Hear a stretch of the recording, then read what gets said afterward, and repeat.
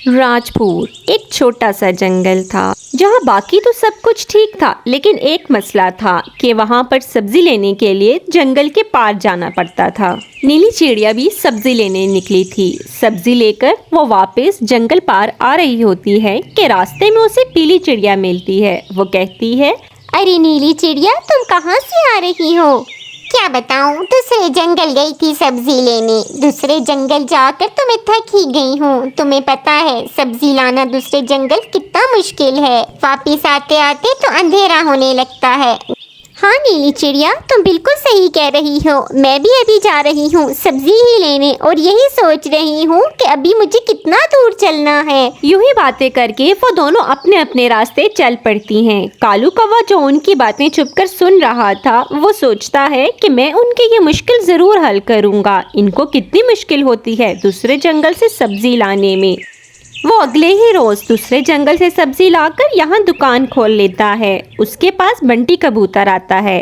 बंटी कबूतर कालू कौवे की ये दुकान देखकर कहता है, कालू कौवे, ये तुमने क्या किया? तुमने यहाँ सब्जी की दुकान खोल दी। क्या तुम्हें नहीं याद, जब पिछली बार गोपी चिड़े ने सब्जी की दुकान खोली थी तो भूतिया चिड़िया ने उसका क्या हाल किया था?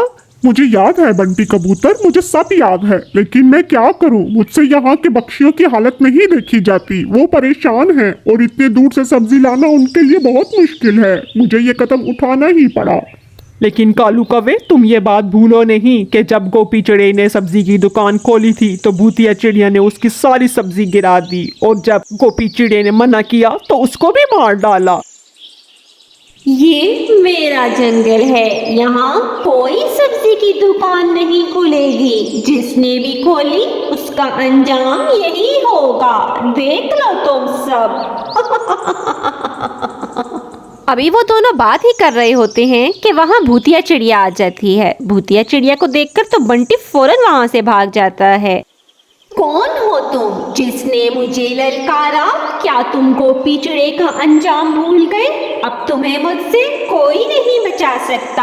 अब तुम भी मरने के लिए तैयार हो जाओ। मुझे पता था तुम जरूर आओगी और मुझे मार डालोगी, लेकिन मुझसे यहाँ की पक्षियों की मुश्किल देखी नहीं गई। मुझे पता है तुम मुझे मार डालोगी, लेकिन मुझे मारने से पहले इतना तो बता दो कि आखिर तुम ये सब कुछ क्यों करती हो। तुमने यहाँ पर सब्जी की दुकान से क्या मसला है? इसके पीछे क्या राज है? मैं भी पहले तुम्हारी तरह ही थी। मेरी इस जंगल में सब्जी की दुकान थी। सब कुछ बहुत अच्छा चल रहा था। सभी गाहक मुझसे ही सब्जी लेने आते थे। सभी गाहकों को मेरी सब्जी बहुत अच्छी लगती थी।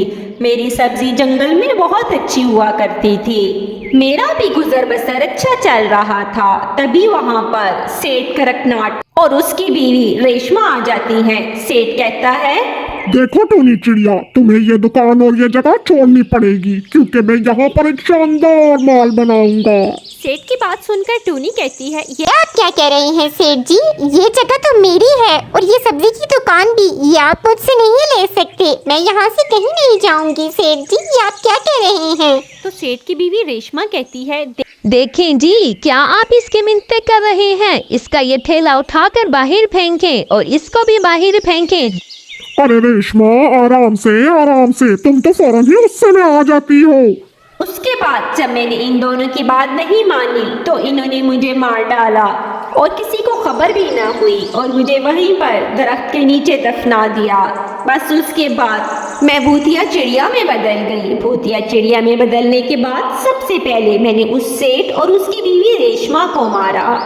अपना बदला लेने के बाद भी मुझे चैन नहीं मिला, तो यहाँ पर जो भी सब्जी की दुकान खोलता है मैं उसको भी मार डालती हूँ। तो कालू कौवा कहता है, भूतिया चिड़िया, मैं जानता हूँ तुम्हारे साथ बहुत बुरा हुआ है, लेकिन तुमने अपने साथ बुरा करने वालों से अपना बदला ले लिया है, उनको मार डाला है। तो अब तुम इन बेकसूरों को क्यों मारती हो? इन गाँव वालों को क्यों तंग करती हो? ये सब भी तो बेकसूर हैं। जिस तरह से तुम बेकसूर थी, तुम इनको तंग मत करो। कालू कौवे की बात भूतिया चिड़िया को समझ आ जाती है। वो कहती है, तुम सही कह रहे हो कालू कौवे, ये सब बेकसूर हैं। जिस तरह मैं बेकसूर थी, मुझे इनको नहीं मारना चाहिए। मैंने अपना बदला ले लिया है। अब मैं इस जंगल में किसी को तंग नहीं करूंगी। ये कहकर भूतिया चिड़िया वहाँ से चली जाती है और इस तरह कालू कौवे की बहादुरी की वजह से सबको भूतिया चिड़िया से निजात मिल जाती है।